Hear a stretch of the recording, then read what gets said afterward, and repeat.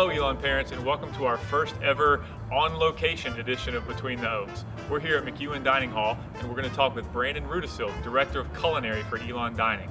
Come on inside and let's go meet him. All right, we're now inside McEwen Dining Hall with Brandon Rudisill, our guest for the day. Thanks so much for being here, Brandon. Glad to do so. Absolutely. So I noticed you have recently been promoted. Congratulations. Appreciate that. And that your new title is Director of Culinary here at Elon. Now, what does that entail? What does that job mean?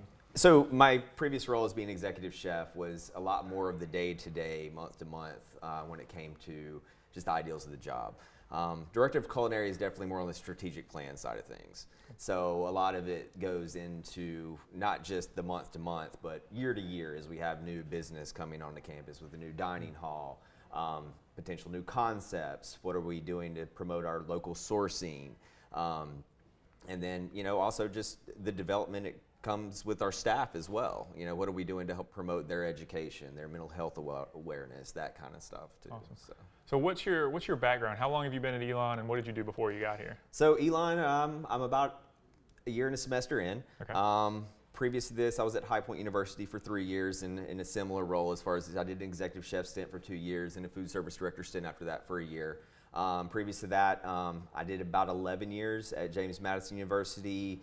Was executive chef for residential on campus for about 2.5 of those years, and the years previous to that I was in catering. So a lot of my background comes in with catering when it comes to those kind of things. So the finer dining aspect, I did attend college at Appalachian State way back when, we won't mention those dates.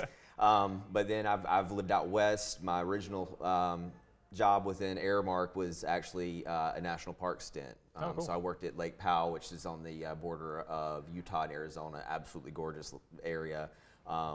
Worked about 2 years at a 5-diamond French resort called the Bears in Sedona. Wow. Made my way back across country, did a brief time at the Biltmore Estate for about 2.5, 3 years there. Was still young at that point. A lot of younger chefs, we like to travel a lot more and kind of seek out what we really want to settle down with within this industry. Moved back out west, met my wife, and then that was when the James Madison time came into my life, and finding the happy medium between my parents in North Carolina and her parents in Maryland. So. Sure, very cool. Yeah. Awesome. Well, let's talk a little bit about dining here at Elon, specifically the dining hall. So there's really 3 main dining halls.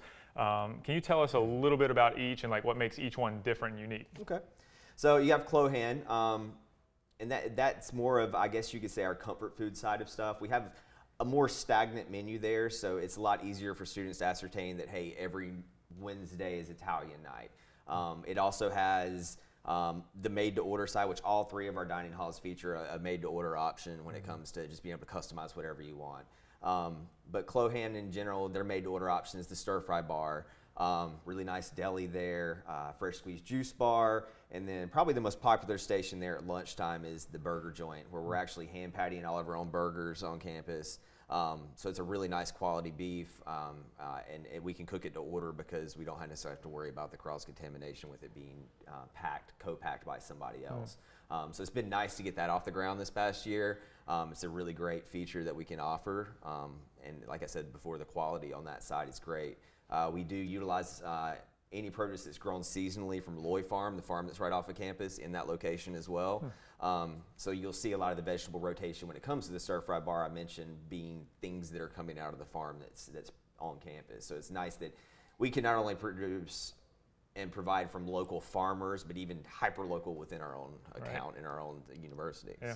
So what about, we're in McEwen right now, what makes McEwen unique? So I would say McEwen is probably the newest as far as the renovation side when they expanded this building. McEwen is definitely more of our chef's creation kind of location as far as having a chef's corner, small plate. We get to be more creative on almost a tapas style option within that. And then right next to that's what we call our restaurant rotation. These are basically menus based off of recipes developed by Harvest Tables. So we do a rotation of about 6 different concepts within that rotate weekly, that maybe are a little bit more, they provide a little bit more of an option when it comes to a standardized option that they know by week 6 we're rolling back to this concept. And so you get ideas of Asian style cuisine, Southern food with barbecue, a chicken shack concept. So it really kind of hits some of that comfort as well. Yeah. But with having the Chef's Creation Station, I think that's where I push my team into put the best you can do on a plate. But it also allows us to experiment when it comes to, all right, we found that these students really enjoy this dish. Can we go ahead and back this with a recipe we can add to the Harvest Table collateral from our recipe volume, just our library that we have. Right. So it's nice to be able to also be a forefront for Harvest Table and providing those recipes for the company. And then it's also something that other students on other campuses that Harvest Table provides dining for get to experience as well. Very cool. And what about Lakeside? Lakeside's the other one. What's Lakeside, different about that? Being in the World community over there in that neighborhood, we feature our main home line, and this street food station is weekly based around a cuisine of the world. So one week it may be Mexico, the next week it could be Southern America, it could be Asian food, Chinese, Thailand. So we try to centralize in on that.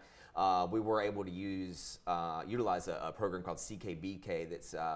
It's an internet-based cookbook, volumes of cookbooks. So these cookbooks have been basically underwritten that we're pulling stuff from maybe David Chang or Thomas Keller. So we're able to get these recipes pulled in that are truly authentic from different areas of the world and different name-worthy chefs that our guests can identify a little bit easier. In that location also, we have a taqueria that runs every day, and we rotate proteins in and out. Salad bar is really nice there as well. And then the one other really good feature of that is the All Good Station. So we're talking top 9 allergens eliminated. Our company's very stringent on the utilization of the products being vetted, the recipes all being vetted. We have a very knowledgeable staff in there. And then this past year, we just added the top 9 allergy pantry. So there's a pantry there for prepackaged goods that students can utilize. They speak with our dietitian, which we're very lucky to have a dietitian on campus, and get access to that room. So we try to be as inclusive as we possibly can when it comes to special diet concerns. And that's not just Lakeside, but we can guarantee 100% with our recipes and All Good, the top 9 are eliminated. Gotcha. We do a great job when it comes to what products we're utilizing, being analyzed by R&D to put out that information onto our website and on the screens that we have behind me here in these different stations, just so students are aware of what they're getting and putting into their bodies. So. And with so many options, I guess students can go online and see what's being offered Every at each single place. day, they can look ahead. We try to have our menus plugged in with at least 1 week in advance. I try to not have them get much more than 2 weeks out because I do prefer them to analyze some of our local purveyors and farmers to really source that seasonal route as well. That is where we're lucky within Harvest Table that we do have a lot more availability in being able to source that stuff, but then also adjust our recipes and tweak our recipes according to seasonality. Nice. And that's one thing that I've found really interesting that as I've learned more about it is the way you all source your food and how much of it is local and visiting the places where you're getting the food and that sort of thing. Tell us a little bit about how you source food. So one of our bigger purveyors that we go through, our vendors that we go through is 4P Foods. They're based out of Charlottesville. So they're the ones who source all of our eggs on campus. And our egg program's a big deal. We went away from any kind of bagged egg whatsoever. So last year alone, we cracked close to 570,000 eggs. Wow. So all of our eggs are actually sourced in Caswell County. It's about 30 minutes from here. And what we saw last spring when there were egg prices started going through the roof, we had made commitments to some of these farms being I have 50 chickens to other farms being I have 250 free-range chickens, that we saw no price increase. The other part of that too is with these commitments, the faculty, staff, and including our dining personnel, in the summer we have a cooler on the back dock of the Lakeside dining location where you guys are able to come get eggs as well all year round. So that's one, helps those farmers not have these peaks and valleys within how they're producing. Yep. But 4P's been a huge help with that. They source a lot of, like I said before, not only the eggs but the produce and stuff too. We get weekly lists from them on what's hot, what's coming, so we can do menu planning around that. We had a really good time this past close to end of summer. I was able to take all the chef de cuisines and our marketing and dietitian up to Caswell County. We met with the Piedmont Progressive Farmers through 4P and actually gave them a $10,000 grant to help with the biggest thing is they need more chickens, because right now we're consuming more eggs than they can actually produce, which is a great thing. Right. But so it was, the ability for them to have packing options, that kind of thing. But so we got to see 4 of the different farms make additional commitments above and beyond what we were already committed to when it comes to seasonal produce there. At the end of it, the dinner that night, we went to the final farm. I think he was the president of Piedmont Progressive. And we had a Blackstone, a char grill, and 2 burners, and they brought produce and eggs and protein, and then 4P provided some staple products, and we actually did a 3-course meal in front of them. Wow. So it was nice for all the chefs here, including myself and all the people that work for dining services, to see this kind of full circle, the struggles, the plight that these farmers deal with on a daily basis, and then they got to see, here's what happens when this stuff hits Right. the restaurants at Elon. And it wasn't by no means anything elaborate. It was something we would put out for a daily meal here. But it was very emotional on that side of it too, because it was just, we were able to support these folks in a different way, because it made it way more real to attend be in their presence and see in their locations. So. For sure. All right, Brandon, so getting away from like the dining halls themselves, I know you guys do a lot of special events and things on campus. What are some of your favorite ones, or the best ones in your opinion? Well, to me, the biggest one that stands out for me, that I think makes a lot of the most impact that these students see, and this student body is very engaged when it comes to sustainability aspects, the local side that we've mentioned already, is the Earth Day event that we do, where we take the entire walkway down the neighborhood through the world right by Lakeside. And it's a beautiful event. We bring in a lot of our local vendors. Ranlu Dairy, who we get source all of our milk and actually the ice cream that we pull out of the soft serve machine here at McEwen, when it's working. That's the other problem with it some days. It's a very high fat milk that he provides, so it can gunk up the system a little bit. So Randy is an incredible character, and he brings 2 of his cows, and the students to physically see where this milk is coming from. Pet the cows; they're super friendly.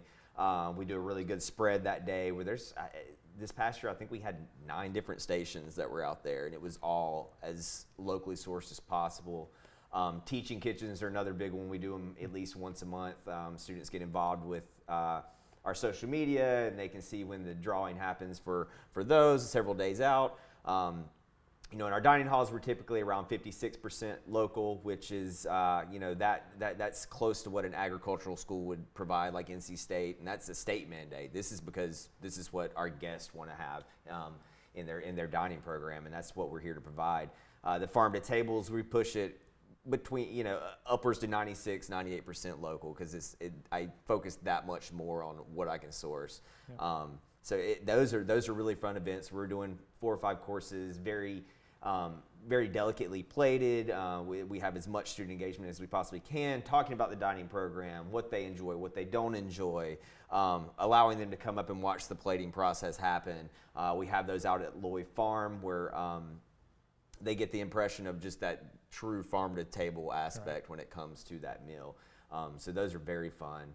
A lot of the other stuff that we do are teaching kitchens probably every other week. We're bringing in, it could be Greek Life, or it could be another organization on campus, whether it's somewhere in academics. I've done them for the Jewish Life community, Italian studies. I've got a couple coming up for the faculty and staff in different departments that are doing kind of their welcome back after the January term. So creating that engagement, but also it's something fun for these kids, these students to get involved with, and the faculty to get involved with, and maybe learn something they didn't know.